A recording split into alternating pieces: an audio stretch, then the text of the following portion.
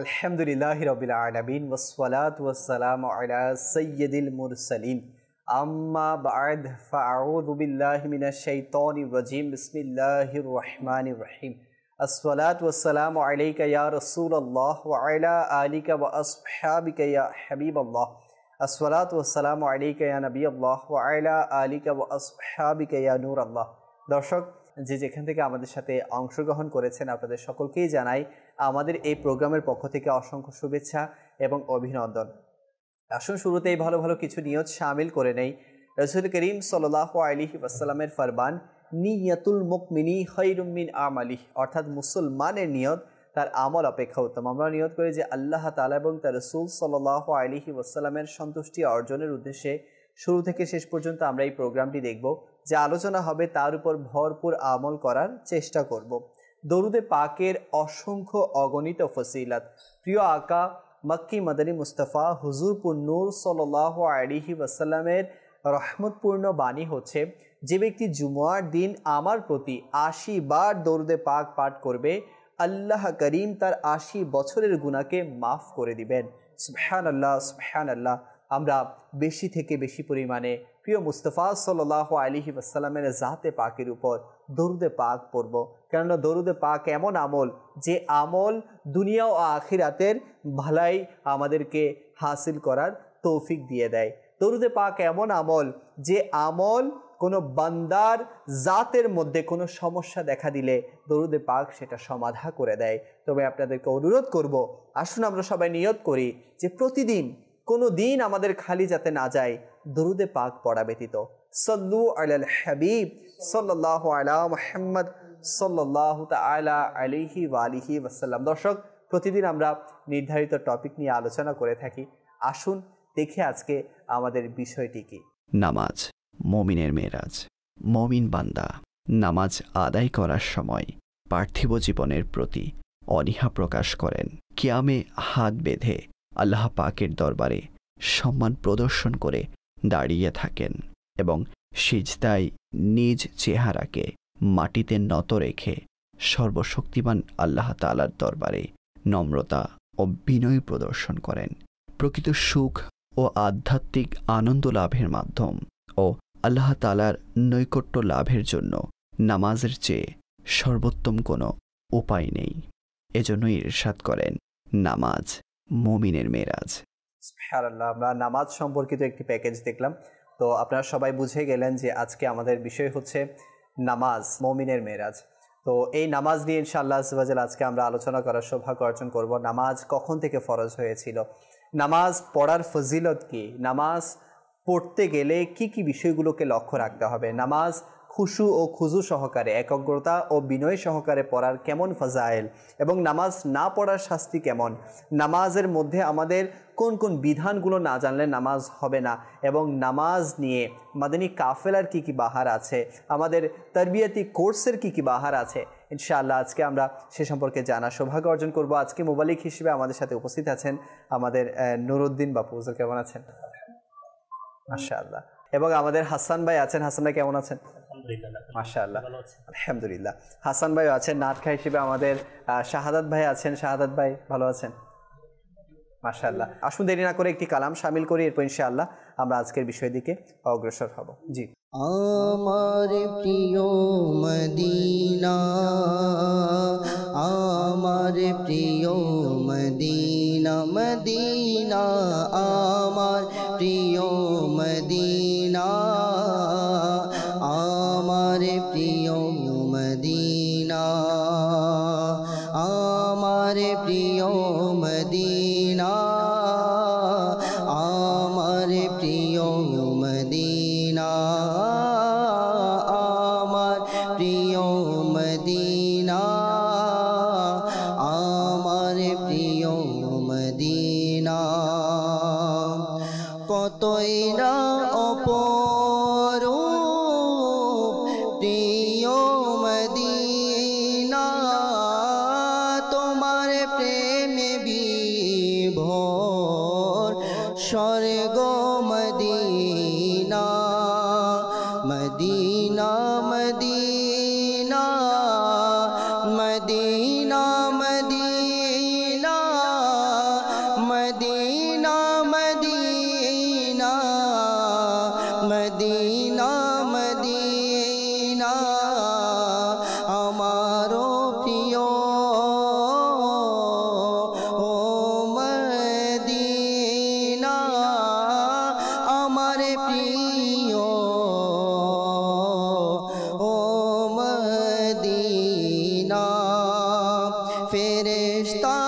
নিজ নয়ন যুগলে লাগায়, ফেরেশতারা নিজ নয়ন যুগলে লাগায়, ফেরেশতারা নিজ নয়ন যুগলে লাগায়। সকাল সন্ধ্যা তোমার ধুলো মদিনা, আমার প্রিয় মদিনা, আমার প্রিয় মদিনা, আমার প্রিয় মদিনা, আমার প্রিয় মদিনা। মরার পরে আমার মৃত এ দেহ হয়ে যায় যেন তোমার ধুলো মদিনা। হয়েছে যে সফল উভয় জাহানে, হয়েছে সে সফল উভয় জাহানে। বুঝেছে যে যার তোমার মরম মদিনা, আমার প্রিয় মদিনা, আমার প্রিয় মদিনা, আমার প্রিয় মদিনা, আমার প্রিয় মদিনা। খুশিতে মন যেন হয় আত্মহারা, খুশিতে যেন মন হয় আত্মহারা। দেখাও আমায় খোদা অপূর্ব মদিনা, আমার প্রিয় মদিনা, আমার প্রিয় মদিনা, আমার প্রিয় মদিনা, আমার প্রিয় মদিনা। প্রিয় নবীর রওজা আছে মদিনায়, প্রিয় নবীর রওজা আছে মদিনায়। তাই তো তুমি মোদের গর্ব মদিনা, আমার প্রিয় মদিনা, আমার প্রিয় মদিনা, আমার প্রিয় মদিনা, আমার প্রিয় মদিনা। প্রথমে আমি নুরুদ্দিন বাপুর কাছে যাব। নামাজ সম্পর্কে ইনশাআল্লাহ আজ্জাওয়াজাল কিছু সংক্ষিপ্ত আলোচনা শুনবো। বিশেষ করে নামাজ তো আমরা অনেক দিন থেকে শুনে আসছি যে প্রত্যেক প্রাপ্ত বয়স্ক বালেগ এবং বালেগার উপর নামাজ ফরজ, কিন্তু এর হিস্ট্রিটা কি? নামাজ আসলে কখন থেকে এসেছিল, বা এই উম্মতের উপরেই কি শুধু নামাজটা এসেছে নাকি আগেও নামাজটা ছিল? কোরআনুল করিমের 16তম পারার সূরা তহার 14 নং আয়াত আমার আল্লাহ তাআলা ইরশাদ করছেন, ওয়া আকিমি সলাতা লিযিকরি, কানজুল ইমান থেকে অনুবাদ, আর আমার শরণার্থে নামাজ কায়েম রাখো। তো বোঝা যাচ্ছে একজন বান্দার জন্য সবচেয়ে গুরুত্বপূর্ণ বিষয় হচ্ছে তার মালিককে স্মরণ করা, আর মালিককে স্মরণ করার সবচেয়ে প্রিয় জিনিস হচ্ছে নামাজ। এই নামাজ আমার আল্লাহ তাআলা এই জন্য ইরশাদ করেছেন যে আমার শরণার্থে তোমরা নামাজ আদায় করো। তাহলে বোঝা যাচ্ছে আল্লাহ পাককে স্মরণ করা ছাড়া বন্দা উভয় জগতে সফল হওয়ার আর অন্য কোনো মাধ্যম নাই। এই মাধ্যমটাকে যদি পরিপূর্ণভাবে কেউ পেতে চায় তাহলে তাকে নামাজি হতে হবে। এই নামাজ আসলে হযরত সৈয়দুনা আদম আলা নবিয়্যিনা আলাইহিস সালাতু ওয়াস সালাম থেকে শুরু করে আখিরি নবী হুজুর পুর নূর সাল্লাল্লাহু আলাইহি ওয়াসাল্লাম পর্যন্ত প্রত্যেকেই আল্লাহ পাকের ইবাদত করার জন্য, নামাজ আদায় করার জন্য আমাদেরকে বিভিন্নভাবে উৎসাহিত করেছেন। হয়তো 5 ওয়াক্ত নামাজ অন্যান্য নবীর কাছে ছিল না, কিন্তু এক একজন নবী এক একভাবে সেই নামাজটা শুরু করেছেন। যেমন ফাইজানে নামাজ কিতাবের মধ্যে এরকম এসেছে যে ফজরের নামাজ একজন নবী আলাইহিস সালাম উনি শুরু করেছেন, জোহরের নামাজ একজন শুরু করেছেন, এভাবে বিভিন্ন রিবায়েত রয়েছে। আচ্ছা, তো এই নামাজটা আসলে আমার আল্লাহ পাক বান্দার জন্য এই জন্য দিয়েছেন, কেননা যখন বান্দা নামাজ আদায় করার জন্য দাঁড়ায়, যখন বান্দা ইন্নী ওয়াজ্জাহাতু ওয়াজহিয়া লিল্লাযী ফাতারাস সামাওয়াতি ওয়াল আরদা হানিফা ওয়া মা আনা মিনাল মুশরিকিন, এই দোয়া পাঠ করে দাঁড়ায়, তখন বান্দা এটাই বলে যে আল্লাহ, আমি আমার চেহারাকে তোমার দিকে ফিরাচ্ছি, সুবহানাল্লাহ, তোমার দিকে ফিরাচ্ছি। তুমি এমন সত্তা যিনি আসমান এবং জমিন সৃষ্টি করেছ, আর আমি তোমার অংশীদার সাব্যস্ত করে এরকম বন্দাদের মাঝে নয়। কোনো বন্দা যখন আল্লাহ পাকের প্রতি মোতাবাজ্জে হয়, মনোযোগী হয়, হাদিসে কুদসির মধ্যে রয়েছে, যখন কোনো বন্দা আল্লাহ পাককে স্মরণ করার জন্য চেষ্টা করে এবং স্মরণ করা শুরু করে, তখন আমার আল্লাহ পাক ওই বন্দাকে আল্লাহ পাকের শান অনুযায়ী বন্দাকে স্মরণ করে। সুবহানাল্লাহ। এখন নামাজ এটা এমন একটা গুরুত্বপূর্ণ এবং বড়ই মকবুল একটা ইবাদত, যেটার মাধ্যমে বন্দা আল্লাহ পাকের নিকটবর্তী হতে পারে। এই জন্য বলা হয় আসসালাতু মি'রাজুল মুমিনিন। আমার প্রিয় নবী হুজুর নূর সাল্লাল্লাহু আলাইহি ওয়াসাল্লামের জীবনে আমার আল্লাহ পাক অসংখ্য মুজিজা দান করেছেন। তোর মধ্যে অন্যতম একটা শ্রেষ্ঠ মুজিজা হচ্ছে মেরাজ। এখন মুমিনদের অন্তর আসতে পারে যে আমার মেরাজ কখন হবে। আমার প্রিয় নবী সাল্লাল্লাহু আলাইহি ওয়াসাল্লাম তো আল্লাহ পাকের দিদার লাভ করে মেরাজ করেছেন, তো আমার মিরাজ কি? এই জন্য আমার নবী করিম সাল্লাল্লাহু আলাইহি ওয়াসাল্লাম ইরশাদ করেছেন আসসালাতু মি'রাজুল মুমিনিন, যে নামাজ হচ্ছে মুমিনের মেরাজ। অর্থাৎ মেরাজের মধ্যে আমার প্রিয় নবী হুজুর নূর সাল্লাল্লাহু আলাইহি ওয়াসাল্লাম আল্লাহ তাআলার সাথে সাক্ষাৎ করেছেন, দিদার করেছেন। কোনো বন্দা যখন একান্ত মনে নামাজের জন্য দাঁড়ায়, সেও যেন আল্লাহ পাকের দিদার করে। এই জন্য হাদিস শরীফের মধ্যে আমার নবী করিম সাল্লাল্লাহু আলাইহি ওয়াসাল্লাম ইরশাদ করেছেন, তোমরা এভাবে নামাজ পড়ো এবং মনে মনে এটা ধারণা করো যে তুমি আল্লাহ তাআলাকে দেখছো। যদি তুমি আল্লাহ তাআলাকে নাও দেখো, তাহলে তুমি এটা তোমার মন মানসিকতার মধ্যে রাখো, আল্লাহ পাক তোমাকে দেখছে। এবং হাদিস শরীফের মধ্যে রয়েছে, কোনো বন্দা যখন নামাজের মধ্যে দাঁড়ায়, তখন আল্লাহ পাক ফেরেশতাদের সামনে ওই বন্দাকে নিয়ে গর্ববোধ করে যে দেখো আমার বন্দা আমাকে রাজি করার জন্য দাঁড়িয়ে গিয়েছে, তোমরা বলো আমার বন্দাকে আমি কি পুরস্কার দিতে পারি। তখন ফেরেশতারা এরকম বলে যে মওলা, তোমার বন্দা তুমি যেরকম পুরস্কার দাও তাদের জন্য উত্তম হয়, ওঠাই দাও। তখন আল্লাহ পাক ওই বন্দার যাবতীয় পেরেশানি এবং যাবতীয় যা গুনাহ রয়েছে সবগুলোকে দূর করে দেন এবং গুনাহগুলোকে মাফ করে দেন। তাহলে বোঝা যাচ্ছিল একদবে আসলে এই নামাজ, এটার তো বিভিন্নভাবে আলোচনা করা যায়। যে আপনি যে প্রশ্ন করেছেন, এই নামাজ শুরু থেকেই এসেছে এবং নামাজ হচ্ছে আল্লাহ পাকের সাথে একটা সম্পর্কের সেতুবন্ধন। যদি আপনি নামাজটা কন্টিনিউ রাখতে পারেন, তাহলে দেখবেন আপনি আল্লাহ তাআলার দয়া আপনার জন্য বিষয়টা সহজ হবে। যেমন উমর আল ফারুক রাদিয়াল্লাহু তাআলা আনহু, উনি যখন মারাত্মকভাবে আহত হন, তো ওনাকে বলা হলো, হে আমিরুল মুমিনিন, নামাজ। উনি নামাজের জন্য দাঁড়িয়ে যাচ্ছেন এবং বলছেন, যে ব্যক্তি তার নামাজকে নষ্ট করে দেয়, ধ্বংস করে দেয়, ছেড়ে দেয়, বর্জন করে, ইসলামের মধ্যে তার কোনো হিস্সা নেই, অংশ নেই। এটার বলার উদ্দেশ্য হচ্ছে এটাই, একজন মানুষ যদি সত্যিকার অর্থে মুসলমান হতে চায়, তাকে অবশ্যই নামাজি হতে হবে। আল্লাহ পাক আমাদেরকে তৌফিক দান করুন। এখানে আরেকটি প্রশ্ন চলে আসে, আপনি যেটা বলতেছেন যে মুসলমান যদি হয় সে নামাজি তো অবশ্যই হবে, কিন্তু দেখা যাচ্ছে নামাজ আমাদের উপর ফরজ, অর্থাৎ আবশ্যক, এটা ছাড়ার কোনো ওয়ে নাই আমাদের। এমন দেখা যাচ্ছে এমন এমন অসুস্থ ব্যক্তি আছে যাদের ক্ষেত্রেও নামাজ ছাড়ার কোনো বিধান আমরা পাই না। তো দেখা যাচ্ছে এত কিছু জানা সত্ত্বেও, এত বিধান হওয়ার পরেও এমন অনেক মুসলমান আমাদের সমাজে পাওয়া যাবে যারা নামাজকে একেবারে অবহেলার সাথে নিচ্ছে, যে নামাজ না পড়লে কি হবে, নামাজ পড়ছি না তো কি হয়েছে।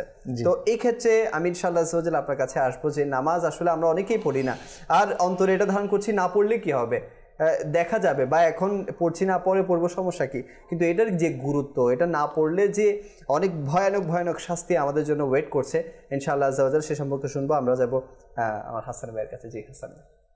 মাশাআল্লাহ, আমার নুরুদ্দিন বাপু হুজুর খুব সুন্দর বলেছেন নামাজ প্রসঙ্গে। আজকের বিষয়টাও অনেক মনোমুগ্ধকর। নামাজ মুমিনের মেরাজ। তো মুমিনের মেরাজ এটাও অসংখ্য নিয়ামত জড়িত একটা বিষয়, যে মেরাজের মধ্যে রাসূল পাক সাল্লাল্লাহু আলাইহি ওয়াসাল্লাম আল্লাহ তাআলার জিয়ারত করেছেন, আল্লাহ তাআলার দিদার লাভে ধন্য হয়েছে। তো আমাদেরও একটা আকাঙ্ক্ষা থাকে যে আমরা কখন দিদারে ইলাহি করব। আল্লাহ তাআলার সাথে সাক্ষাৎ করব, কোনো মাধ্যম কি আছে কিনা? জি হ্যাঁ, একটা মাধ্যম আছে, সেটা হচ্ছে নামাজ। যার কারণে নামাজকে এত প্রাধান্য দেয়া, গুরুত্ব দেওয়া হয়েছে। কিতাবের মধ্যে আসছে, কানজুল ইমান থেকে অনুবাদ, আর আমি জিন ও মানব জাতিকে এই জন্যই সৃষ্টি করেছি যে তারা যেন আমার ইবাদত করে। এটা সূরা জারিয়াতের 56 নং আয়াতের মধ্যে ইরশাদ হচ্ছে যে আল্লাহ তাআলা জিন এবং মানব জাতিকে শুধুমাত্র এই জন্য সৃষ্টি করেছে। কেন? যে তারা শুধু কি করবে? আল্লাহ তাআলার ইবাদত করবে, যাতে আল্লাহ তাআলা সন্তুষ্ট হয়। এখন যদি আমাদের প্রেক্ষাপট আমরা চিন্তা করি যে আমরা নামাজকে বাদ দিয়ে বাকি সব কাজের মধ্যে উঠে পড়ে লেগেছি, আমাদের সংসার, দৈনন্দিন কাজ কারবার, আমাদের চাকরি বাকরি, হ্যাঁ, সন্তান সন্ততি পালন করা, সব কিছুর জন্য আমাদের সময় আছে, কিন্তু যেটার জন্য বস্তুত আমাদেরকে পাঠানো হয়েছে সেটার পিছনে আমাদের সময় নাই। প্রসিদ্ধ সুফি বুজুর্গ মাওলানা জালালউদ্দিন রহমতুল্লাহি তাআলা বলেন, একটা উদাহরণ দিতে গিয়ে বলেন, যদি বাদশাহ তোমাকে একটা কোনো কাজে পাঠিয়েছে, এখন তুমি ওই কাজটা না করে আরও অনেকগুলো কাজের মধ্যে লেপ্টে গেছো, এখন জিনিসটা কীরকম হবে? বাদশার দৃষ্টিতে জিনিসটা ছোট হবে, বাদশার আদেশকে তুমি অগ্রাহ্য করলে। ঠিক তেমনি আল্লাহ তাআলা আমাকে একটা নির্দিষ্ট কাজের জন্য পাঠিয়েছে, আমি এই কাজটাকে অগ্রাহ্য করে অন্য সব কাজের মধ্যে, যেগুলো পরোক্ষ কাজ, প্রত্যক্ষ নয়, ওই কাজেরগুলোর মধ্যে কি হয়ে গেলাম? লিপ্ত হয়ে গেলাম, সম্পৃক্ত হয়ে গেলাম। তাহলে কি হলো? আমি আল্লাহ তাআলার আদেশকে অমান্য করলাম। তো যারা এই জিনিসটা করছে, আল্লাহ তাআলার নাফরমানের মধ্যে লিপ্ত আছে, হ্যাঁ, ইবাদত থেকে দূরে, তাদের ব্যাপারে হুঁশিয়ারিমূলক একটা আয়াত কোরআনের মধ্যে আসছে যে হে মানব, নিশ্চয়ই তোমাকে আপন প্রতিপালকের প্রতি অবশ্য দৌড়াতে হবে, অতঃপর তার সাথে সাক্ষাৎ করতে হবে। যারা আমরা দুনিয়ার প্রেমে বিভোর হয়ে নামাজকে ছেড়ে দিয়ে সন্তান সন্ততি, পরিবার পরিজন, চাকরি বাকরি নিয়ে দৌড়াচ্ছি, তাদের জন্য এই আয়াতটা কিন্তু অনেক বড় একটা শিক্ষার বিষয়। যে আমরা মনে করছি যে কি নামাজ না পড়লে বোধহয় পার পেয়ে যাব, নামাজ না পড়লে তো কোনো সমস্যা নাই, আমি দিন দুনিয়া এগুলা যথাযথভাবে পালন করি, স্ত্রী হকগুলা পালন করি, হ্যাঁ, এগুলোর দিকে আমরা কি হয়ে গেছি গা, বেশি ধাবিত হয়ে গেছি। কিন্তু এটাও মনে রাখতে হবে যে কাল কিয়ামতের দিন সর্বপ্রথম প্রশ্ন করা হবে তুমি তোমার নামাজের হিফাজত করেছে কিনা। হাসান ভাই, এখানে আপনি যে কথাটা বলছেন যে আমি দুনিয়ার সব কাজ করছি, শুধু নামাজটা করছি না, অনেকের ধারণা এটাও আছে নুরুদ্দিন বাপু, যে অনেকে ধারণা করে এটা আমি তো অনেক কল্যাণমূলক কাজ করতেছি, আমরা চাইলে এগুলোর মাধ্যমে মাফ করতে পারি, নামাজ না পড়লে সমস্যাটা কি হবে? তো এক্ষেত্রে আপনার পরামর্শটা কি হবে? আসলে লিয়াকত ভাই, আপনার প্রথমে বুঝতে হবে একজন মানুষের জন্য ফরজ কি, ওয়াজিব কি, মোস্তাহাব কি, নফল কি।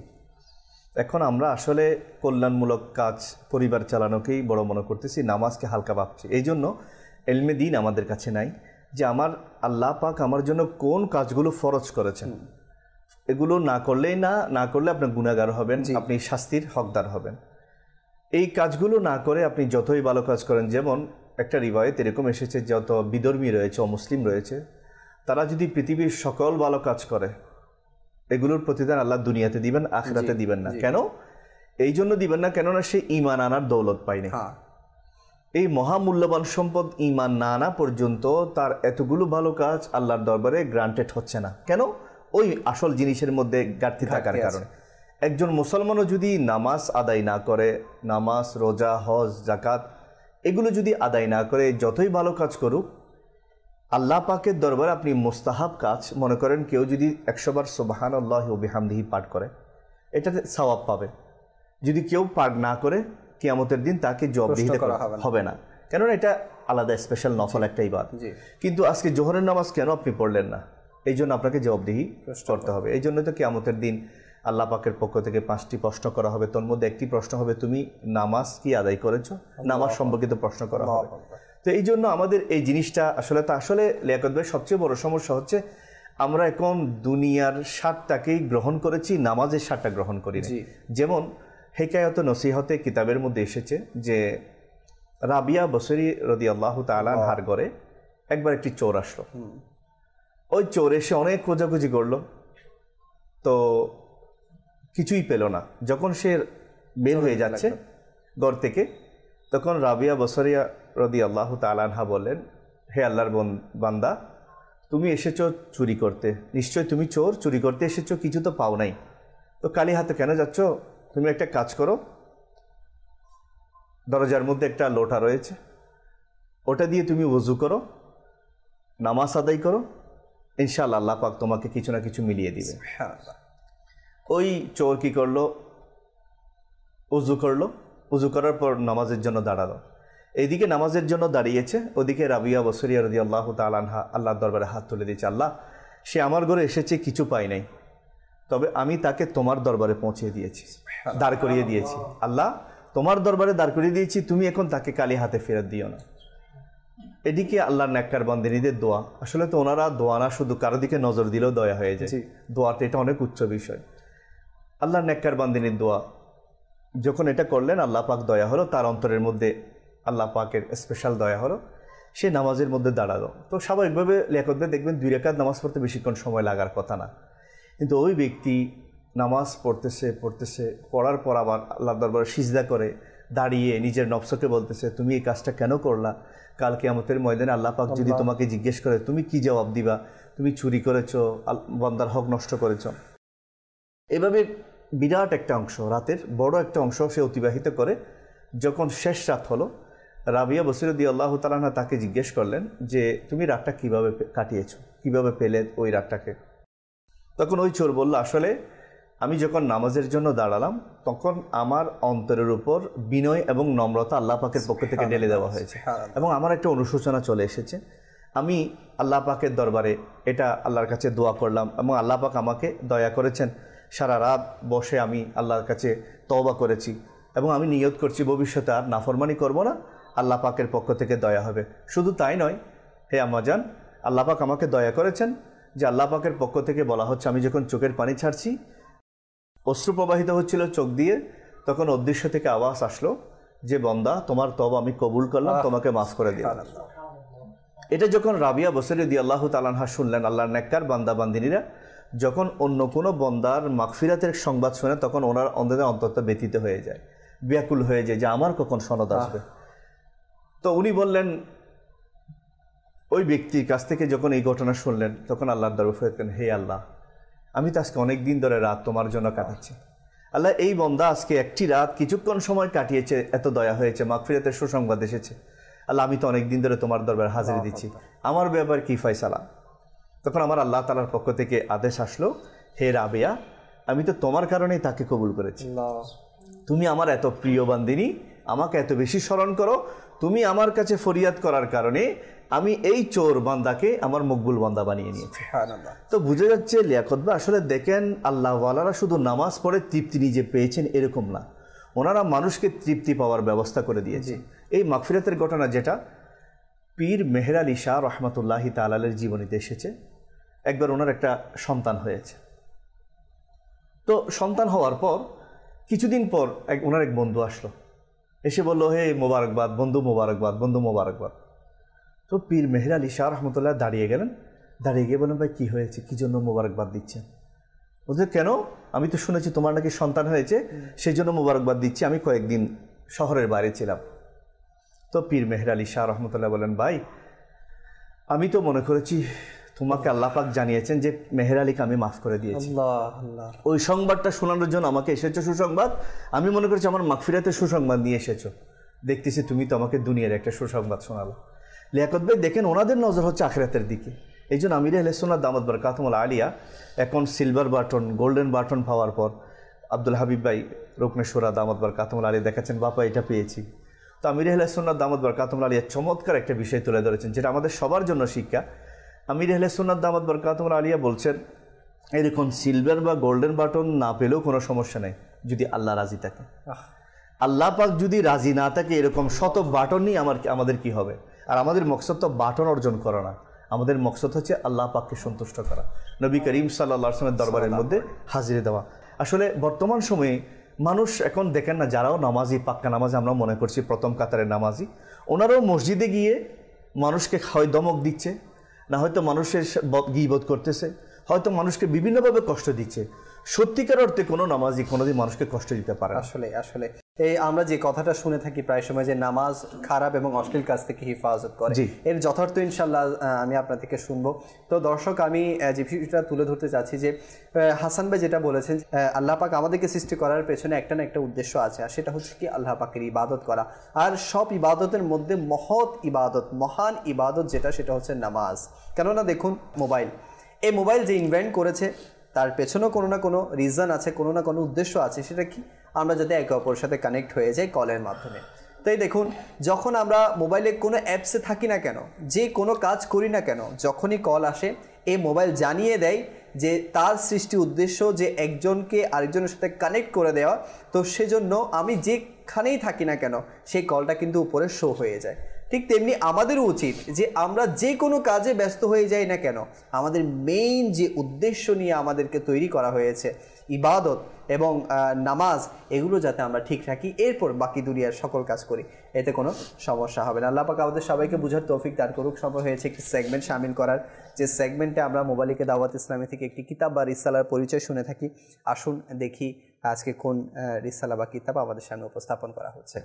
মাকতাবাতুল মদিনা, মাকতাবাতুল মদিনা, মাকতাবাতুল মদিনা, মাকতাবাতুল মদিনা।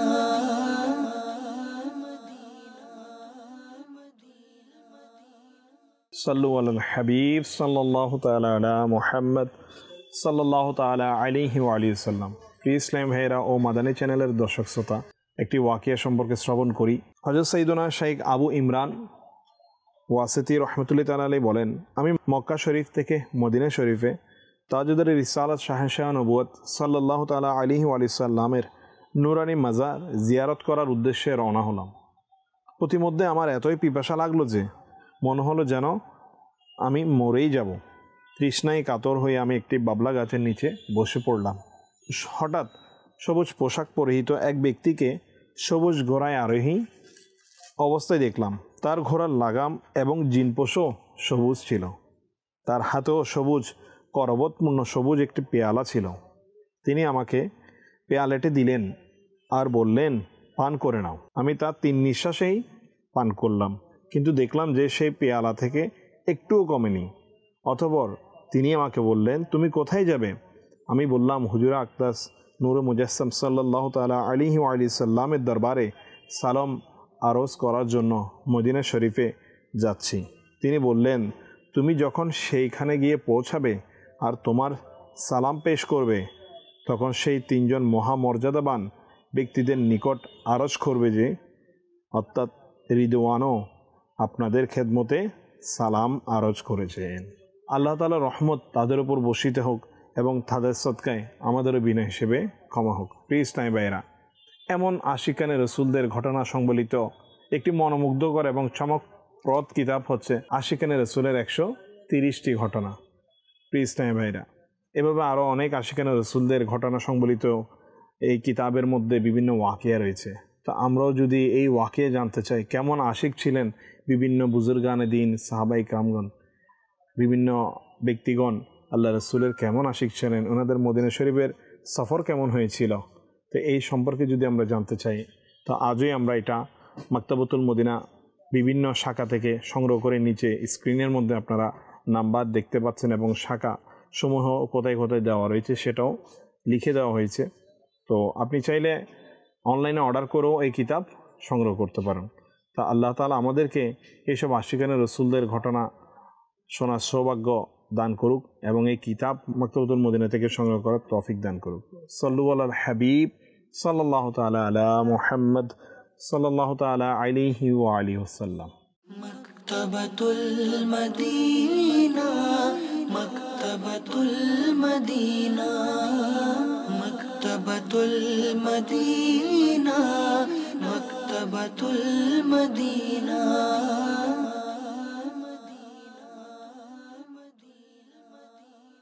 মাশাআল্লাহ, আশিকানে রসুলের 130টি ঘটনা।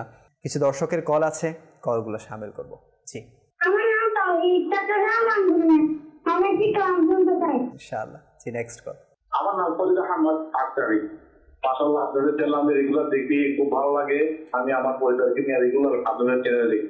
আমি আপনাদের চ্যানেলের সবার জন্য দোয়া করি, আমার জন্য দোয়া করুন ইনশাআল্লাহ ইনশাআল্লাহ। জি নেক্সট কল। আমার নাম ইহান, আমি নারায়ণগঞ্জ থেকে বলছি। জি আমি আমার মনের বাসনা এই গজলটি শুনতে চাই।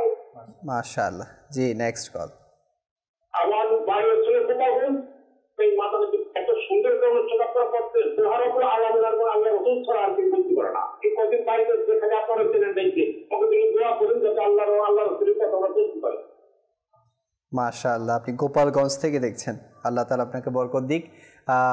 অনুরোধ করব যে আপনি যেভাবে দেখছেন মাদানী চ্যানেল দ্বারা উপকৃত হচ্ছেন, অপরকেও দেখার দাওয়াত দিবেন ইনশাআল্লাহ। জি নেক্সট কল। রাজশাহী থেকে খোকন আশরাফি বলছিলাম। আমি একটা নাচের শুনতে চাইছি, সোনার মদিনা আমার প্রাণের মদিনা। আচ্ছা মাশাআল্লাহ, আসুন আগে কালাম শুনে নেই। জি। সোনার মদিনা আমার প্রাণের মদিনা, সব বলিব কিন্তু তোমায় ভুলতে পারি না, সব বলিব কিন্তু তোমায় ভুলতে পারি না। সোনার মদিনা আমার প্রাণের মদিনা, সব বলিব কিন্তু তোমায় ভুলতে পারি না। ভুলিনি ভুলবো না, ভুলতে পারি না, ভুলিনি ভুলবো না, ভুলতে পারি না। সব ভুলিব কিন্তু তোমায় ভুলতে পারি না, সব ভুলিব কিন্তু তোমায় ভুলতে পারি না। আরশ মুআল্লার চেয়ে দামি তুমি হও, খোদার সৃষ্টিতে তুমি শ্রেষ্ঠ ভূমি হও। আরশ মুআল্লার চেয়ে দামি তুমি হও, খোদার সৃষ্টিতে তুমি শ্রেষ্ঠ ভূমি হও। তোমার বুকে শুয়ে আছে শাহে মদিনা, তোমার বুকে শুয়ে আছে শাহে মদিনা। সব বলিব কিন্তু তোমায় ভুলতে পারি না, সব বলিব কিন্তু তোমায় ভুলতে পারি না। আমারি মনে রে বাসনা আল্লাহ, আমারি মনে রে বাসনা, শুধু দেখব মদিনা। আমারি মনে এ বাসনা আল্লাহ, আমারি মনে রে বাসনা। ডেকে নাও না প্রিয় নবী আমায় কাছে মদিনায়, ডেকে নাও না প্রিয় নবী তুমি আমায় মদিনায়। আসি যেন জলে ভেজা আল্লাহ, আসি যেন জলে ভেজা নয়ন নিয়ে মদিনায়। আমারি মনের এই বাসনা আল্লাহ, আমারি মনের এই বাসনা, শুধু দেখব মদিনা। লাগছে মন হয়তো নবী ডাকবে মদিনায় আমায় আল্লাহ। লাগছে মন হয়তো নবী ডাকবে মদিনায় আমায়। গিয়ে সে থায় হৃদয় ব্যথা আল্লাহ, গিয়ে সে থায় হৃদয় ব্যথা। দেখাবো আমি তারে মনের এই বাসনা আল্লাহ আমারি মনের এই বাসনা শুধু দেখব মদিনা তিনি যদি চান দিবেন মোর দয়ার নজর মোর প্রাণে আল্লাহ তিনি যদি চান দিবেন মোর দয়ার নজর মোর প্রাণে চোখের দ্বারায় বইবে নদী আল্লাহ চোখের দ্বারায় বইবে নদী হয়তো বিরহ বারে আমারি মনের এই বাসনা আল্লাহ আমারি মনের এই বাসনা শুধু দেখব মদিনা। সাল্লু আলাল হাবিব সাল্লাল্লাহু তাআলা আলা মুহাম্মদ সাল্লাল্লাহু আলাইহি ওয়াসাল্লাম। দর্শক, কথা বলছিলাম নামাজ নিয়ে। তো দেখা যায় অনেক সময় যে নামাজ তো পড়ি, কিন্তু নামাজের মধ্যে সেই যে খুশু আর খুজু, একাগ্রতা আর বিনয় থাকার প্রয়োজন, হাসান ভাই সেটা থাকে না।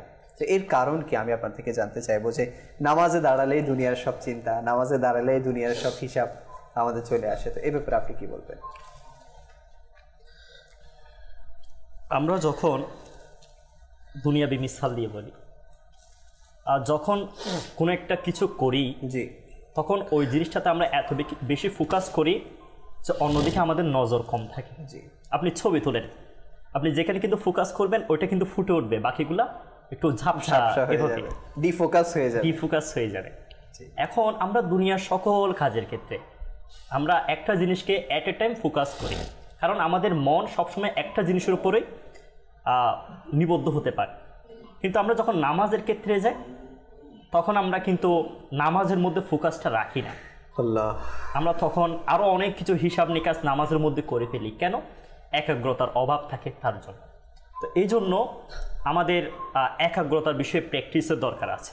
কিভাবে আমি নামাজে দাঁড়ালে আমার অন্য বিষয়গুলো মাথায় আসবে না, সে বিষয়ে আমাদের চিন্তা ভাবনা করার দরকার আছে। এই জন্য কিছুটা সময় নিজেকে সময় দেওয়া উচিত, যে আমার এমনটা হচ্ছে কেন। অন্য বিষয়গুলো যখন আমি করি, পরীক্ষার হলে গেলাম, তখন শুধু পরীক্ষার টেনশন, তখন তো আমি দুনিয়ার টেনশন করি না, যে ঘরের মধ্যে বাজার নাই বা এই সমস্যা এগুলো নিয়ে তো টেনশন করছি না। পরীক্ষার হলে পরীক্ষা নিয়ে টেনশন, আনসার করতে পারছি কি পারছি না এই বিষয়ে।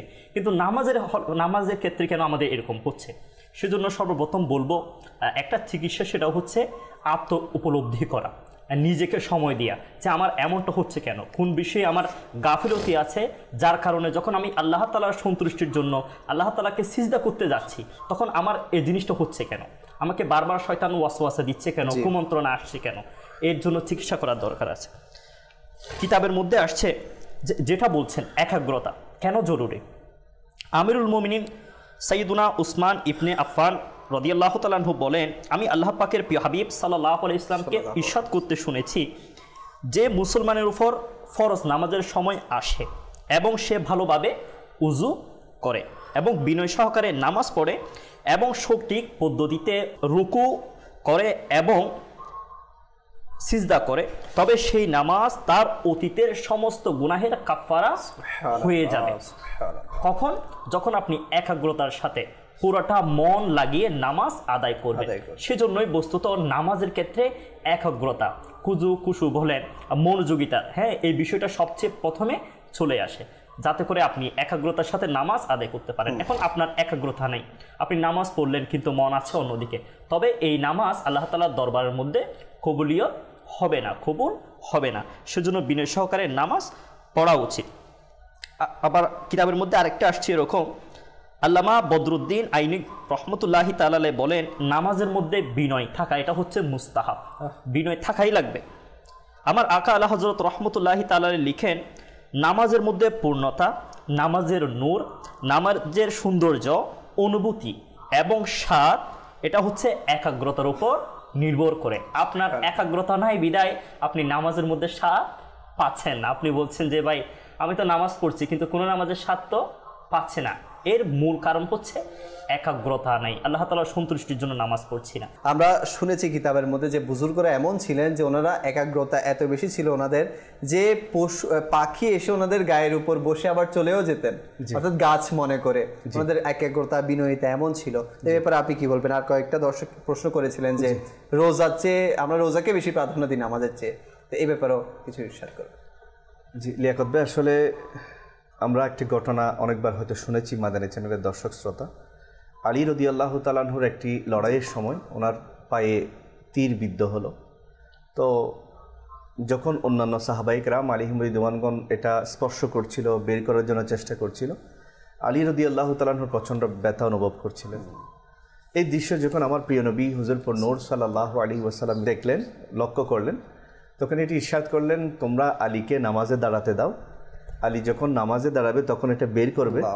আমার ধারণা আলীর এতটুকু অনুভব হবে না যে তার শরীর থেকে তীর বের করে নেওয়া হয়েছে। ঠিকই আলী রাদিয়াল্লাহু তাআলা আনহু যখন নামাজের জন্য দাঁড়ালেন তখন ওনার যারা আশেপাশের লোক ছিলেন তারা কি করলো, পায়া থেকে বিদ্ধ সে তীরটা বের করে ফেললো। আলী রাদিয়াল্লাহু তাআলা আনহু যখন নামাজ শেষ করেন বললো, আমার তীরটা কোথায়? হুজুর আপনি জানেন না, আমরা তো নামাজের সময় আপনার থেকে বের করে নিয়েছি। তো আলী রাদিয়াল্লাহু তাআলা আনহু এমন নামাজ আদায় করেছেন যে ওনার পায়ের মধ্যে বিদ্ধ তীরটা বের করে ফেলা হচ্ছে, ওনার খবর হচ্ছে না। এমন নামাজ যদি আমরা পড়তে পারি ইনশাআল্লাহ আজ্জা ওয়া জাল দুনিয়া এবং আখিরাতে অসংখ্য নিয়ামত আমরা অর্জন করব। আমরা যদি দেখি লিয়াকত ভাই, আমার প্রিয় নবী হুজুর পর নূর সাল্লাল্লাহু আলাইহি ওয়াসাল্লাম তিনটি জিনিস বেশি পছন্দ করতেন। যে আমার নবী করিম সাল্লাল্লাহু আলাইহি ওয়াসাল্লাম মিষ্টি জাতীয় খাবার পছন্দ করতেন। আমার নবী করিম সাল্লাল্লাহু আলাইহি ওয়াসাল্লাম মা জাতিকে পছন্দ করেছেন, মহিলা। আরেকটা হচ্ছে কুরাতুল আইনি ফি সালাত, আমার চোখের শীতলতা হচ্ছে নামাজের মধ্যে। একটা হাদিস শরীফ এখানে আনা হয়েছে ফাইজানে নামাজ কিতাবের মধ্যে, যে আমার নবী করিম সাল্লাল্লাহু আলাইহি ওয়াসাল্লাম, এটা মিরকাত এর মধ্যে এসেছে, মিশকাত শরীফের একটা হাদিস শরীফ। আমার নবী করিম সাল্লাল্লাহু আলাইহি ওয়াসাল্লাম মাঝে মধ্যে বেলাল হাবশী রাদিয়াল্লাহু তাআলা আনহুকে বলতেন, হে বিলাল, তুমি আমাকে নামাজের মাধ্যমে প্রশান্তি দাও, অর্থাৎ তুমি আজান দাও, আজান দিলেই তো আমি নামাজ আদায় করতে পারবো, আমার অন্তরের মধ্যে প্রশান্তি আসবে। তাহলে আমার প্রিয় নবী হুজুর পর নূর সাল্লাল্লাহু আলাইহি ওয়াসাল্লাম অন্তরের প্রশান্তি পাচ্ছেন নামাজের মধ্যে। এখন আল্লাহ পাক আমাদেরকে, আমার প্রিয় নবী সাল্লাল্লাহু আলাইহি ওয়াসাল্লামকে পাঠিয়েছেন আমাদের জন্য সর্বশ্রেষ্ঠ নমুনা বানিয়ে। এখন ওই প্রিয় হাবিব সাল্লাল্লাহু আলাইহি ওয়াসাল্লাম নামাজকে কিভাবে গুরুত্ব দিচ্ছেন, শুধু তাই নয়, বিলাল হাবশী রাদিয়াল্লাহু একটা রিওয়ায়াত আমরা শুনেছি যে সাহাবায়ে কেরাম আলাইহিম রিদওয়ান শুধু ফরজ নামাজ আদায় করতেন তা নয়, ওনারা কিন্তু নফল নামাজও পড়তেন। বর্তমান সময়ে কিছু মানুষ আছে ফরজ পড়তে পড়তে দিন চলে যায়। অনেকেই নাউজুবিল্লাহ এরকমও বলে, আসলে যাদের নামাজের প্রতি ওই রকম আগ্রহ নেই, ওরা বারবার যখন শীতকালে যেমন জোহরের আজান, আসরের আজান, মাগরিবের আজান একটু তাড়াতাড়ি হয়, তো অনেক সময় ওরা বলে যে খুব তাড়াতাড়ি সময় চলে যাচ্ছে, মাশাআল্লাহ শুধু আজানই শুনতেছি। এটা ভালোভাবে বলে তো ভালো কথা, যদি অন্য কোনো নিয়ত বলে তাহলে আমি বলবো ওনার মধ্যে নামাজের আগ্রহ নাই বললেই চলে। কেননা হাদিস শরীফের মধ্যে রয়েছে, যখন দুনিয়ার মধ্যে আজান দেওয়া হয় তখন ওই এলাকা থেকে বলা মুসিবতে চলে যায়, শয়তানে ওই এলাকা ছেড়ে পালিয়ে যায়। আজানের যদি ফজিলত হয়, নামাজের কি ফজিলত হবে? এই জন্য হাদিস শরীফের মধ্যে রয়েছে, আমার নবী করিম সাল্লাল্লাহু আলাইহি ওয়াসাল্লাম ইরশাদ করেছেন যে নামাজি ব্যক্তি যতবার সিজদা করে আমার দরবারে, আমার আল্লাহ পাক ইরশাদ করে হাদিসে কুদসি, আমার দরবারে তার ততটুকু মর্যাদা উন্নীত হতে থাকে। এই জন্য দেখবেন যারা নামাজি বান্দা আর বেনামাজি বান্দা, নামাজি বান্দা কম উপার্জন করেছে কিন্তু শেষ বয়সে দেখবেন তার ছেলে পুলে মেয়ে সবাই আর্থিকভাবে কিছু কিছু ধন সম্পদ আল্লাহ পাক দিয়েছে, এত বরকত হয়েছে।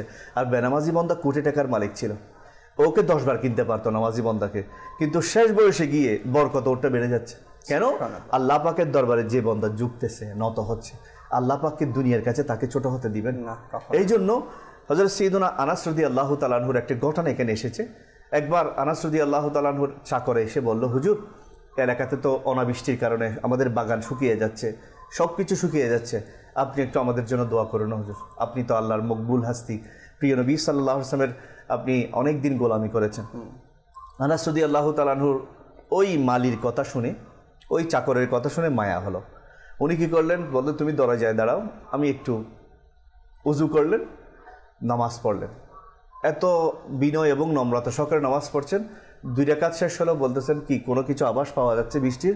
বলতেছেন না হুজুর এখন তো কিছু পাওয়া যাচ্ছে না। আরও 2 রাকাত পড়লেন, আরও বিনয় নম্রতা নিয়ে আল্লাহর দরবারে ফরিয়াদ করছেন সিজদার মধ্যে, আল্লাহ আজকে বড় আশা নিয়ে তোমার দরবারে সিজদা করছি, আল্লাহ আজকে যাতে আমি তাদের সামনে লজ্জিত হতে না হয়। 2 রাকাত শেষ, আবার বলতেছে কিছু দেখা যাচ্ছে, বলতে হুজুর এখনও তো কিছু দেখা যাচ্ছে না, আবার 2 রাকাত পড়লেন। তৃতীয়বার যখন নামাজ আদায় করলেন, সালাম ফিরানোর পর জিজ্ঞেস করলেন কিছু দেখা যাচ্ছে, বলতেছে হ্যাঁ হুজুর, 1 খণ্ড মেঘ দেখা যাচ্ছে। এর আগে কয়েক মাস বৃষ্টি হয় নাই, 6 রাকাত নফল নামাজ পড়েছেন। 6 রাকাত তো অনেক বেশি, আসলে প্রথমেই হতো। এগুলো আমাদেরকে বোঝানোর জন্য, এবং আনাস রাদিয়াল্লাহু তাআলা আনহুকে আল্লাহ তাআলাকে কীভাবে মহব্বত করে, ওনার ইয়েকিন যে, ওনার বিশ্বাস যে মজবুত, এটা বোঝানোর জন্য আল্লাহ তাআলা ওনাকে একটু পরীক্ষা করেছেন। হয়তো প্রথম সিজদায় দিয়ে ফেললে আল্লাহ তো কিছু আসে যায় না। আনাস রাদিয়াল্লাহু তাআলা আরও 2 রাকাত পড়লেন, বলতেছে এখন কি অবস্থা? বলতেছে হুজুর, আমাদের যে এলাকার অনাবৃষ্টির কারণে আমরা সমস্যা আছে, ওই এলাকার উপর মেঘে ছেয়ে গিয়েছে। তখন উনি বলতেছে ঠিক আছে ইনশাআল্লাহ দয়া হবে। তো উনি বলতেছেন তুমি একটা কাজ করো, গোড়া নিয়ে পুরো এলাকা ঘুরো, বৃষ্টি কোথায় কোথায় হচ্ছে। ওই চাকর কি করলো, গোড়া নিয়ে পুরো এলাকা ঘুরলো। সে আল্লাহর কসম করে বলতেছে হুজুর, যে এলাকার মধ্যে অনাবৃষ্টি হচ্ছে, যে শহরের মধ্যে অনাবৃষ্টি হচ্ছে, শুধু এখানেই বৃষ্টি পড়েছে, বাইরে কোনো বৃষ্টি হয়নি। কেমন আল্লাহ পাকের সাথে সম্পর্ক মজবুত করার আমল নামাজ হওয়ার কারণে, এই নামাজটার মাধ্যমে আউলিয়াই কিরাম, সাহাবাই কিরাম, আনবিয়াই কিরাম এটা করেছেন। এই জন্য আমার নবী করিম সাল্লাল্লাহু আলাইহি ওয়াসাল্লাম যখনই প্রবল বাতাস বইতো, আমার নবী করিম সাল্লাল্লাহু আলাইহি ওয়াসাল্লাম নামাজের মধ্যে দাঁড়িয়ে যেতেন। ভূমিকম্প হলে বা সূর্যগ্রহণ, চন্দ্রগ্রহণ, এভাবে বিভিন্ন সময় আমার প্রিয় নবী সাল্লাল্লাহু আলাইহি ওয়াসাল্লাম নামাজের জন্য আদেশ দিতেন। অর্থাৎ আমাদেরকে বুঝিয়েছেন বন্দা, যেদিকেই ঘোরাঘুরি করো দরজা একটাই, আমাদেরকে ওই দরজায় যেতে হবে। যেমন একটি ঘটনা আমি যতবার শুনি, যতবার বলি, আমার অন্তরের মধ্যে একটা ভালো অনুভব করি, প্রশান্তি অনুভব করি, যে হযরত সাইয়্যিদুনা মালিক বিন দিনার রহমতুল্লাহি তাআলা আলাইহি যেটা গ্যাগ তাওয়াফ করছিলেন এক ব্যক্তি, বৃদ্ধ ব্যক্তি। তো উনি বলছেন লব্বাইক আল্লাহুম্মা লব্বাইক, ওখান থেকে বলা হচ্ছে লা লব্বাইক। উনি মালিক বিন দিনার রহমতুল্লাহ আলাইহি একবার শুনেছেন, 2 বার শুনেছেন, 3 বার শুনেছেন। কয়েকবার পর বললেন আপনি কি কানে শোনেন না? ওই বন্দাকে বলছেন। বলছে কেন, আমি তো শুনতেছি, আপনি আমাকে বলতেছেন আপনি কানে শোনেন, এটা তো শুনতেছি। বলছে আচ্ছা, তো আপনি এত কষ্ট কেন করতেছেন এই বৃদ্ধ অবস্থায়, আপনার চাকরের উপর, কাঁধের উপর হাত দিয়ে আল্লাহর দরবারে ফরিয়াদ করছেন, ওখান থেকে আমি তো বারবার শুনতেছি লা লব্বাইক বলা হচ্ছে। তখন ওই আল্লাহর মকবুল হাস্তি বলল, ওই বন্দা বলল যে হে মালিক বিন দিনার, আপনি আমাকে একটা উত্তর দেন, আমি এই দরজা ছাড়া আর যাবো কার কাছে? এখানে শুধু একবার নয়, 1000 বারও যদি লা লব্বাইক বলা হয়, আমি এই দুয়ার, এই দরজা ছেড়ে আর কোন দুয়ারে যাব? দরজা এটা বলছেন। আর উনি কান্না করে দিয়েছেন। ওই ব্যক্তি, 2 জন কথা বলছেন, আর মাঝখানে একটা পত্র অবতীর্ণ হলো, চিঠি আসলো, চিরকুট যেটাকে বলা হয়। তো ওই বন্দা বলল হুজুর একটু দেখেন তো, কোনো পায়গাম এসেছে মনে হয়। তো মালিক বিন দিনার রহমতুল্লাহ এটা নিলেন, নিয়ে পড়তেছেন। এখানে লেখা আছে, হে মালিক বিন দিনার, তুমি কেন আমার বন্দাকে আমার দরবার থেকে দূরে সরিয়ে দিচ্ছ? তুমি কি মনে করেছো সে আমার গুনাহগার বন্দা? সে আমার বড়ই মকবুল বন্দা। আমি তো এইবার 6 লক্ষ হাজির হজ এই হাজির কারণেই কবুল করেছি। তো বোঝা যাচ্ছে আল্লাহ পাকের দরবারে যারা নত থাকে, তারা দেখতেও লাগে যে হয়তো এই মানুষটা দোয়া করছে, কবুল হচ্ছে না। আসলে যে উনি আল্লাহর কাছে কত প্রিয়, এটা আল্লাহ জানে, তার প্রিয় হাবিব সাল্লাল্লাহু আলাইহি ওয়াসাল্লাম জানেন, এবং ওই বন্দার মধ্যকার অবস্থা। এই জন্য কাউকে হালকা করে যাওয়ার দেখার কোনো সুযোগ নেই। কোনো নামাজি সারা জীবন নামাজ পড়ছে, এরপর ওনার ফ্যামিলিতে মনে করেন সমস্যা, আর্থিক সমস্যা। এখন আমি আর আপনি কীভাবে জানলাম যে ওনার উপর আল্লাহ সন্তুষ্ট না? এমনও হতে পারে। এই জন্য এক বুজুর্গ রহমতুল্লাহ আলাইহি যখন ইন্তেকাল করলেন, ওনাকে স্বপ্নে থেকে জিজ্ঞেস করা হলো, মা ফাআল আল্লাহু বিকা, আল্লাহ তাআলা আপনার সাথে কীরূপ আচরণ করেছেন? উনি বলছেন যে আল্লাহ তাআলা আমাকে ক্ষমা করে দিয়েছেন। আচ্ছা, বলতেছেন হুজুর আপনি তো কবরের মধ্যে গিয়েছেন, কবরের জগৎটা কীরকম, ওখানে শান্তিতে কারা বেশি আছে? তখন ওই বুজুর্গ রহমতুল্লাহ বললেন, যারা দুনিয়াতে বেশি টেনশনে ছিল তারা কবর জগতে বেশি শান্তিতে আছে, আর দুনিয়াতে যারা একদম প্রশান্তিতে ছিল, যারা এখানে টেনশনের মধ্যে আছে। তো আপনার দুনিয়াবি টেনশন, যা আমাদের চ্যানেলের দর্শক শ্রোতা যারা দেখছেন, অনেকের অনেক টেনশন আছে, আমাদের অনেক টেনশন, আমরা কেউ টেনশনের উপরে না। এই জন্য আমাদের রুকনে শুরা হাজি শাহিদ দামাত বরকাতুল আলী চমৎকার বলেছেন, পুলসিরাত পার হয়ে জান্নাতে যাওয়ার আগ পর্যন্ত বন্দার টেনশন থাকবে, জান্নাতে গেলে কোনো টেনশন নেই। তো এই জন্য আমরা দুনিয়াতে আছে টেনশন আসবে, তবে আল্লাহর কাছে চাই আল্লাহ আফিয়াত দান করো। আল্লাহ আমরা পরীক্ষার উপযুক্ত না, তুমি যদি আল্লাহ পরীক্ষা নাও, আমরা তো কেউ পাশ করতে পারবো না। আল্লাহ বিনা পরীক্ষায় পাশ করো, আফিয়াত দান করো, আসানি দান করো। এরপরেও যদি কোনো পরীক্ষা চলে আসে, আল্লাহর উপর ভরসা রাখি না, ওই আল্লাহ তো জানেন আমার ক্যাপাবিলিটি কতটুকু, আমার ক্যাপাসিটি কতটুকু, এটা আমার আল্লাহ পাক জানেন। আল্লাহ তাআলা আমাদেরকে বিনয় এবং নম্রতা সহ তৌফিক দান করুন। আল্লাহ আল্লাহ। আসলে খুব সুন্দর আলোচনা শুনলাম আমরা, যে বিনয়টা কতটুকু জরুরি। আমরা যদি বিনয় অবলম্বন করি ইনশাআল্লাহ আল্লাহ দয়া একদিন আমাদের উপর হবে ইনশাআল্লাহ। আরও আলোচনা করব, সময় হয়েছে আমাদের লাস্ট সেগমেন্ট শামিল করার। আমাদের লাস্ট সেগমেন্টে আমাদের প্রিয় নবী সাল্লাল্লাহু আলাইহি ওয়াসাল্লামের একটি সুন্দর সুন্দর ঘটনা আমরা শুনে থাকি ওনার হায়াতে মোবারকের। আসুন দেখি আজকে প্রিয় মুস্তাফার হায়াতের সাল্লাল্লাহু আলাইহি ওয়াসাল্লাম কোন দিকটা উঠে এসেছে। জি, সাল্লু আলাল হাবিব সাল্লাল্লাহু তাআলা আলা মুহাম্মদ সাল্লাল্লাহু তাআলা আলাইহি ওয়াসাল্লাম। মাদানী চ্যানেলের দর্শক শ্রোতা, আবারও উপস্থিত হয়েছি সোনালী যুগের ঘটনা নিয়ে। সকল সন্তান মা বাবার প্রতি একটা টান থাকে, একটা ভালোবাসা থাকে, একটা মোহাব্বত থাকে। যেভাবেই মা বাবা সন্তানকে লালন পালন করুক না কেন, সন্তানের একটা টান মা বাবার প্রতি থাকবেই। তাদেরকে ভালোবাসা, তাদের খোঁজ খবর নেওয়া, তাদের সাপোর্ট করা, সুখে দুঃখে মা বাবার পাশে থাকা, এটা কর্তব্য, এটা দায়িত্ব, এটা সকল সন্তানই চায়। ঠিক নবী করিম সাল্লাল্লাহু আলাইহি সাল্লামের জীবনীও এর বিপরীত নয়। কেননা হুজুর সাল্লাল্লাহু আলাইহি সাল্লামের মা বাবা, তাদের প্রতি আমার নবীর ভালোবাসা মোহাব্বত কেমন ছিল, আসুন আমরা শ্রবণ করি একটি মোজেজার মাধ্যমে। নবী করিম সাল্লাল্লাহু তাআলা আলাইহি ওয়াসাল্লামের গভীর ভালোবাসা ছিলেন তার মা বাবার প্রতি। নিজ সম্মানিত পিতা মাতাকে আপন উম্মতের অন্তর্ভুক্ত করে নেওয়ার জন্য আল্লাহ তাবারক ওয়া তাআলার দরবারে দোয়া করলেন। আল্লাহ তাবারক ওয়া তাআলা তার দোয়া কবুল করলেন। কিভাবে তিনি নিজ মা বাবাকে নিজের উম্মত করে নিলেন এবং জীবিত করলেন, কালেমা পড়ালেন, এই ঘটনাই শুনবো আজকে। ইমাম আবুল কাশেম আব্দুর রহমান সোহাইলি রহমাতুল্লাহি তাআলা আর রওজুল উনুফ নামক কিতাবে এই ঘটনা বর্ণনা করেছেন। উম্মুল মুমিনিন হযরত আয়েশা সিদ্দিকা তৈয়বা তাহেরা রাদিয়াল্লাহু তাআলা আনহা থেকে বর্ণিত, নবী করিম সাল্লাল্লাহু তাআলা আলাইহি ওয়াসাল্লাম আল্লাহ তাআলার দরবারে দোয়া করলেন, হে আল্লাহ, আমার সম্মানিত পিতা মাতাকে জীবিত করে দাও। আল্লাহ তাআলা আপন প্রিয় হাবিব সাল্লাল্লাহু তাআলা আলাইহি সাল্লামের দোয়াকে কবুল করে নিলেন। রাসূল আরবি সাল্লাল্লাহু তাআলা আলাইহি সাল্লামের পিতা মাতা উভয়কে জীবিত করে দিলেন। তারা জীবিত হয়ে হুজুরপুর নূর সাল্লাল্লাহু আলাইহি সাল্লামের প্রতি ঈমান এনে আবার নিজ নিজ পবিত্র মাজারে তাশরিফ নিয়ে যান। সুবহানাল্লাহ। মা বাবার প্রতি দায়িত্ব, মা বাবার প্রতি ভালোবাসা, দুইটা বিষয় এখানে আমাদের সামনে স্পষ্ট হয়ে গেল নবী করিম সাল্লাল্লাহু তাআলা আলাইহি সাল্লামের এই মুজিজার মাধ্যমে।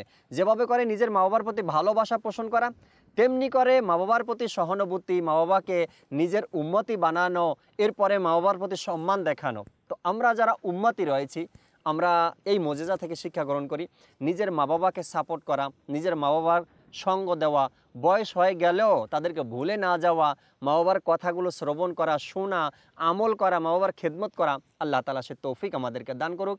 সাল্লু আলাল হাবিব সাল্লাল্লাহু তাআলা আলা মুহাম্মদ সাল্লাল্লাহু তাআলা আলাইহি ওয়াসাল্লাম। মাশাআল্লাহ, খুবই সুন্দর ঘটনা আমরা শুনলাম। তো আসুন দর্শক, আমরা একটি মানকাবাদে আত্মা শামিল করে এরপর ইনশাআল্লাহ আমরা অনুষ্ঠানের শেষের দিকে যাব ইনশাআল্লাহ। যাব কোথায় তোমায় ছেড়ে, মুর্শিদ যাব কোথায় তোমায় ছেড়ে, মুর্শিদ কেহ নে মোর আপন ভবে, মুর্শিদ যাব কোথায় তোমায় ছেড়ে, মুর্শিদ যাব কোথায় তোমায় ছেড়ে, মুর্শিদ কেহ নে মোর আপন ভবে, মুর্শিদ কেহ নে মোর আপন ভবে, মুর্শিদ রেখো আমায় তোমার ছায়া তলে, মুর্শিদ রেখো আমায় তোমার ছায়া তলে, কেহ নে মোর আপন বলে, মুর্শিদ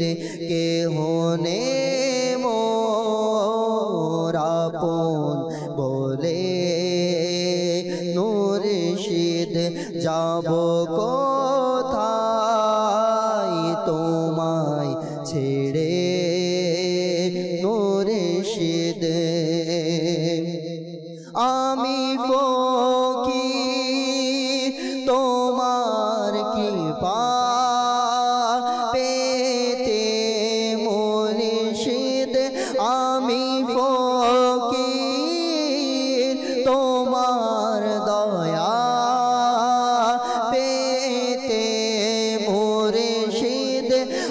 আমি ফকির তোমার কৃপা পেতে আছি আশায় তোমার দারে মুর্শিদ আছি আশায় তোমার দারে মুর্শিদ যাব কোথায় তোমায় ছেড়ে মুর্শিদ দিলে তুমি আমায় নতুন জীবনে মুর্শিদ দিলে তুমি আমায় নতুন জীবন কত সম্মান লোকে করে মুর্শিদ কত সম্মান লোকে করে মুর্শিদ যাব কোথায় তোমায় ছেড়ে মুর্শিদ রেখো তুমি দয়ার নজর মুর্শিদে রেখো তুমি দয়ার নজর মুর্শিদ রাজি থেকো আমার উপর মুর্শিদ রাজি থেকো আমার উপর মুর্শিদে সগে আতার তোমার দারে কুকুরে মুর্শিদ সগে বদকার তোমার দারে কুকুর যাব কোথায় তোমায় ছেড়ে মুর্শিদ যাব কোথায় তোমায় ছেড়ে মুর্শিদ কেহ নেই মোর আপন বলে মুর্শিদ। মাশাআল্লাহ, মারহাবা। দর্শক, আমরা অনুষ্ঠানের একেবারে শেষ প্রান্তে চলে এসেছি। দর্শক, আজকে খুবই সুন্দরভাবে আমরা নামাজ সম্পর্কে শুনলাম। তো অনুরোধ করব, যারাই আজকে দর্শক ছিলেন, যদি আমরা নামাজি থাকি তাহলে তো মারহাবা, যারা নামাজি নয় তারা নিয়ত করি যে আমরা যতদিন বেঁচে থাকবো আমাদের কোনো নামাজ যাতে কাজা না হয়, আর নিজের পরিবারবর্গদেরকে নামাজ পড়ার তাগিদ দেয়। ভাই বোন মা বাবা যারাই নামাজ পড়ে না তাদেরকে আমরা নামাজের দাওয়াত দেই, ইনশাআল্লাহ আজ্জা ওয়া জাল এর প্রতিদানও আমরা পাবো। আল্লাহ তাআলা আজকে যা কিছু আলোচনা হয়েছে এর উপর আমাকে, আপনাকে, আমাদের সবাইকে আমল করার তৌফিক দান করুক। আজকে এতটুকুই। আগামী অনুষ্ঠান দেখার দাওয়াত দিয়ে এখানেই শেষ করছি। সাল্লু আলাল হাবিব সাল্লাল্লাহু তাআলা আলা মুহাম্মদ সাল্লাল্লাহু আলাইহি।